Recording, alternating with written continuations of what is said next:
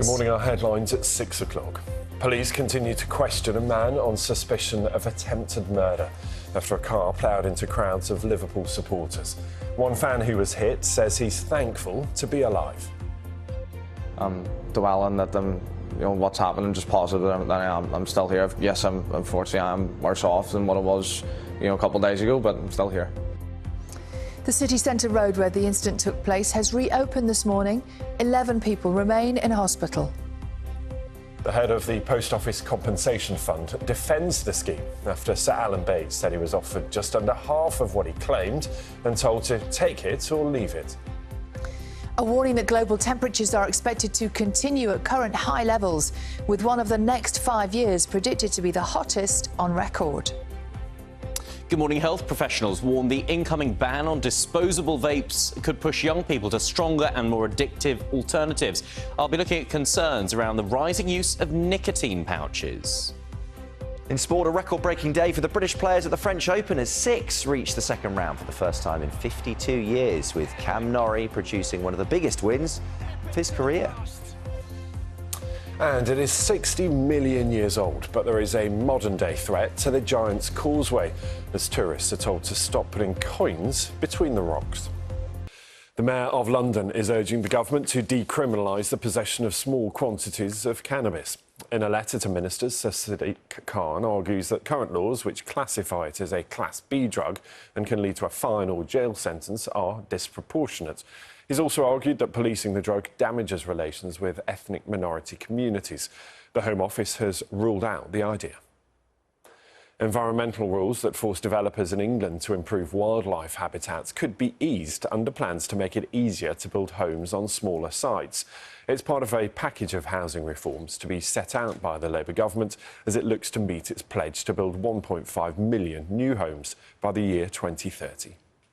And there is a warning that the incoming ban on disposable vapes could lead more young people to turn to stronger nicotine pouches. Yeah, Ben is looking into this for us. And Ben, this is all sort of part of, changes to legislation that are coming in this week, but this is another element of it, isn't it? Yes, that ban on disposable vapes is due to take effect this Sunday, right. But there are some health professionals who are worried that it could potentially push people towards more harmful products. Right. That's what we're talking about this morning. Let me explain. Good morning. We are talking about nicotine pouches. These are small sachets that fit between the top lip and the gum. They come in packages like this. You can buy them in most supermarkets and convenience stores, and they're meant for people who are trying to cut back on smoking. Now, most pouches contain 6 to 20 milligrams of nicotine, but some contain as much as 50 milligrams. That's about 5 times stronger than an average cigarette. Now, so far, they are not as popular as vapes. About 5% of adults say they've tried them, but usage appears to be increasing, particularly among young men. One popular brand, for example, has reported a 121% increase in sales. And here's the worry from some experts. These pouches are, for now, largely unregulated in the UK. There's currently no law to stop children from buying them. And the concern is that the ban on disposable vapes could inadvertently push people towards these much stronger products. And as our reporter Hayley Jarvis has been finding out, they can be very addictive. Tens of thousands of energy customers will receive up to £1,000 after they were forced to have prepayment meters fitted. 8 suppliers have agreed to pay out more than £70 million in compensation and financial support. Energy UK, which represents the industry, says firms have worked hard to put things right. More than £1 billion was stolen by fraudsters last year, according to figures out this morning. Ben is looking at that for us this morning. Good morning. Morning. Yes, this is the annual report from UK Finance, the trade association for the banking and financial sector. And it reveals that more than £1 billion was stolen in 2024, a total broadly unchanged on the year before, but still an eye-watering sum. There was, however, a big increase in unauthorised fraud. That's where you have details stolen and transactions are made without you knowing. UK Finance said criminals were changing tactics, and there's a new scam where people are tricked into handing over one-time passcodes, the ones used to verify online transactions. There was, however, a fall in the number of authorised push payment fraud cases. That's where a person is tricked into sending money to a criminal who's pretending to be a bank, for example. It's the lowest figure since 2020. UK Finance said banks were doing all they could to stop crime, but urged other sectors, particularly web and app developers, to step up and fight the fraud happening on their platforms. And news in the last hour, water regulator Ofwat issued its largest ever penalty. Thames Water been fined almost £123 million. That's after 2 big investigations. It relates to wastewater and dividend payments. Ben is here and can tell us more. What's been happening, Ben?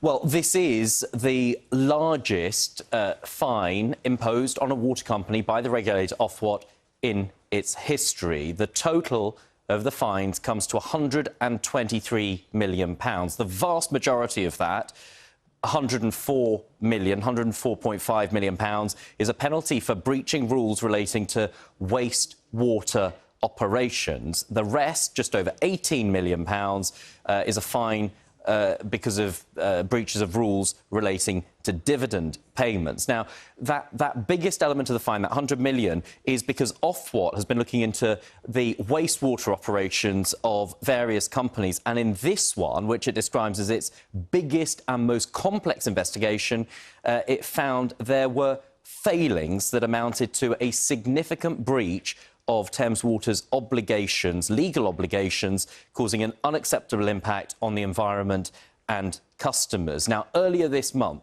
the boss of Thames Water, Chris Weston, told MPs that they were hoping Ofwat would be lenient when it comes to penalties because the company's survival depended on that.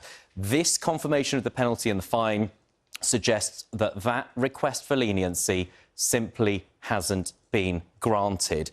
The company is in real straits, dire straits. It's got huge debts. It provides water to about a quarter of the population, mainly in London and the South East. But it recently had to secure a loan of £3 billion for its survival and its future very much in question. Just to confirm this breaking news in the last few minutes, a fine totalling £123 million has been imposed on Thames Water by the regulator Ofwat. Let's have a look at this morning's newspaper, shall we? We're going to start with the Daily Mail today. And they're leading on that news that we have here this morning, that a 53-year-old man has been arrested on suspicion of drug driving, attempted murder and dangerous driving after fans attending a parade in Liverpool were struck by a car.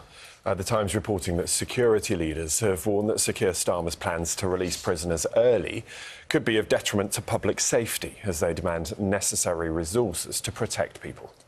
Some ministers are in a standoff with the Chancellor Rachel Reeves over her proposed cuts to public services, according to The Guardian. And the Daily Telegraph this morning reporting that the Mayor of London, Sir Sadiq Khan, has called for the decriminalisation of cannabis. And something doing really well on the BBC News website this morning is a story about some pigeons who caused havoc on a plane heading to Wisconsin just before takeoff. Have a look.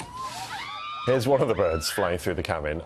Passengers trying to catch that one with a jacket. But according to local media there, baggage handlers managing to remove one safely.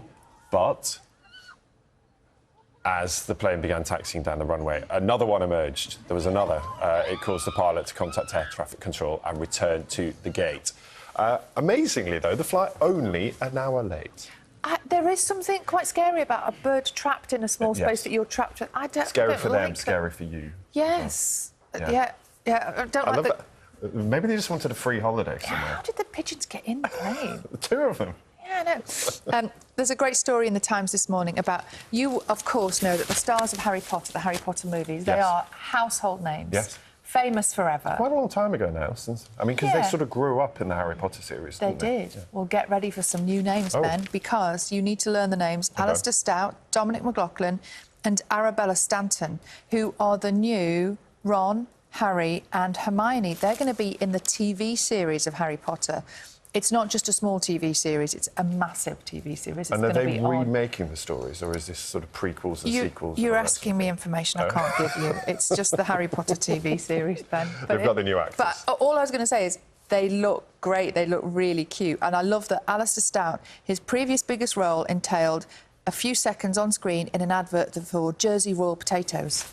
That's quite an upgrade. That is, yeah, that's incredible. So we wish them well. That's going to be seeing them around, quite an adventure. 7 seasons, so they are literally going to grow up, basically, on TV. And it's going to be, here we say, this says here, a faithful adaptation of the books. There's your answer. Now you got to the end of the article. Yeah, exactly. I mean, reading and talking at the same time is quite a skill. That's useful. Speaking of youngsters, slightly older people, in their 90s, 2 sisters, they lost touch with each other when they moved into different care homes. And they'd said to the carers in those homes they really would like to see each other again. No one knew how to find the other one or where they might be. Well, one of them, at 101, was awarded a Second World War medal for all the work that she did on the Spitfires. That made the local press. One of the carers in the other care home spotted it, and they've been reunited. How amazing is that? So at the age of 101, and Sister Brenda, who is 93, they managed to track each other down through that news article, and they have managed to stay in touch. So they now say there are plans in motion for regular visits. That's so nice, because you can imagine if they'd moved care homes, it could be really difficult for them to keep in touch. Yes. That's gorgeous. And that it took an eagle-eyed carer spotting it in the local paper. Well done to that person. Only 5 miles away as well, I should say. After all So super close after all that, and they'd lost touch. Yeah. Tesco has become the latest supermarket to introduce overhead cameras, much like VAR used in football. So the tech identifies when shoppers fail to scan an item properly and then plays back a video of the item not going through. Tesco says it's designed to make the checkout process quicker and easier and cuts down on shoplifting, leading to one customer on social media joking, VAR decision, tuna disallowed. A stark warning, the Met Commissioner says without substantial extra funding, the force will not be able to meet targets to cut crime. But a lack of funds is not the only challenge facing the Met. Tackling toxic culture is another, as one whistleblower has been telling us. We want to stamp out misogyny, sexism, racism, homophobia, but for him to still continue to just blatantly say these comments and the confidence, I was absolutely shocked. A record fine for Thames Water for failing its customers over sewage spills and shareholder payouts will be getting some reaction. A large vigil and prayers for a mother and her children who died in a house fire in Brent. And we're with the Chelsea fans in Poland who are hoping to see their team make a bit of football history and bring the Conference League trophy back to London. A review has concluded that Heathrow Airport made the right decision to close after a fire at a nearby electricity substation in March. More than 1,300 flights were affected by the unprecedented closure, disrupting the travel plans of around 200,000 people. The review, led by the former Transport Secretary, Ruth Kelly, found that other choices available to the airport would not have minimised the disruption. Specialist dental services at a Surrey hospital could be under threat, the BBC has learned. East Surrey Hospital in Redhill currently provides a range of specialist dental services, including the treatment of children with specialist needs. Staff have been told the trust is considering options including closure. Surrey and Sussex Healthcare NHS Trust said it had no plans to stop the services we are currently providing at East Surrey Hospital. A defibrillator recently installed on Mount Everest by a charity working from Oxted in Surrey has saved the life of a climber. David Sullivan travelled to the Himalayas to place the equipment on the mountain at 2,000 feet. 20,000 feet. On his return, he learned he had helped restart the heart of a French woman.